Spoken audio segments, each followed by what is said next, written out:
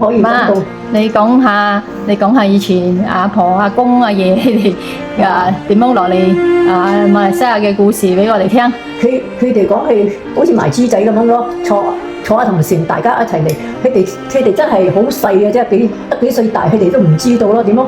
佢哋講出招去州府啊，去過州府咯，過州府咪帶住佢哋上船咯，幫埋阿居過佢阿媽嗰啲咯。咁我婆妻就係你嘅婆妻啊？婆妻我媽嘅阿媽。哦，我媽嘅阿媽。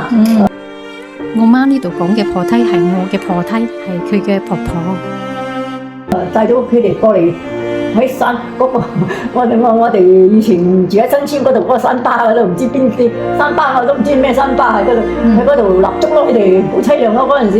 住喺新巴嗰度。住喺新巴嗰度咯。喺邊度咧？喺軍丹定係邊度？軍丹。喺軍丹。新村入邊嗰啲巴咯。佢哋係咁樣，都係好凄涼咯。又冇咩有得食，咪我外公咯，我姐公啊。佢哋係點樣過嚟嘅咧？佢哋係。好似賣豬仔咁樣攞坐嗰啲三品船過嚟，三品船啊！坐三品船過嚟，我有問佢哋嘛，你咩過嚟哦？坐船咯，買草仔咯，我買草仔係弄過嚟咯。你行運嘅你咪去到好嘅咯，你唔行運你咪當衰嘅咪衰到咯。有啲都唔得啊，有啲衰咗，有啲都成同線係喺中國咯，好細咯。佢講嗰陣時幾多歲？幾歲大啫？幾歲啊？爬船都爬唔上嘅，就好慘噶。我外公係俾人賣豬仔過嚟，臨命做佛郎嘅。當時候嘅佢淨係得9歲啫，而我婆胎帶住我婆婆，即係我外婆一齊喺中國過嚟。當時候我外婆只係得3歲啫。就佢哋就得咧，就咪喺山巴嗰度，嗰個山巴都乜嘢都冇噶嘛，有幅地咯。佢哋就喺嗰度睇下點樣立足喺嗰度生活咯。咁咪跟住係啊，我婆咗過嚟啊，要走日本咧。日本仔捉人啊，走日本幾慘唔知冇？走日本，哇！嗰啲日本嚟捉人啊，好似打仗咁啊，幾凄涼啊！佢哋咪病山巴咯。我聽我媽講，佢哋女仔好凄涼咯。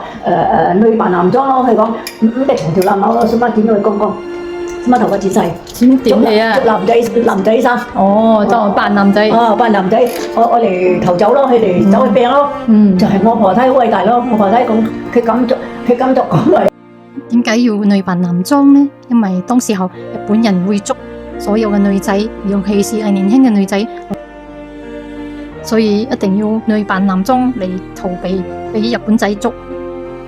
佢做阿頭咯，佢講係唔驚咯，佢就帶住佢哋咯，就係我婆妻咯，我婆妻好偉大嘅真係。我婆妻為咗唔要俾我婆婆被捉，所以佢就將我婆婆嫁咗俾我公公。過咗冇幾耐，我阿婆生咗我媽媽同阿姨佢哋，跟住我係冇飯食，太窮咗，所以我嘅婆妻佢就去同日本人討飯食。我婆妻咁樣，後尾日本仔都係喺度好耐下喎，3年零8個月頭啊，喺馬來西亞。喺馬來西亞。罷咯，後尾佢後尾好似慢慢好似投降喎，好似又係佢派糧食喎又咁死好喎，派糧食啦！日本仔派糧食日本仔你投降咗又派糧食，派糧食係咩有咁嘅事？有咁嘅事又派糧食。中媽我媽佢哋中媽唔得出，我爸佢哋唔得出，中媽匿埋山巴嗰啲咁好難湊嘅地方啦。我婆妻講危險，我婆妻真係偉大喎，我婆妻強人啊！嗰個女強人，佢去幫日本仔攞糧食。去幫日本仔企出嘛，所以我成日都講我婆妻好偉大咯，攞翻嚟俾佢哋食咯。係，好得意啊！以前我哋好中意聽我婆妻講。呢出戲叫做《阿媽嘅情書》，呢出戲即係愛我哋後生呢一幫嘅人記得下以前嘅人點樣逃過嚟，點樣走過嚟，點樣辛苦，然後我哋今時今日有咁好嘅生活，都係全靠佢哋咯。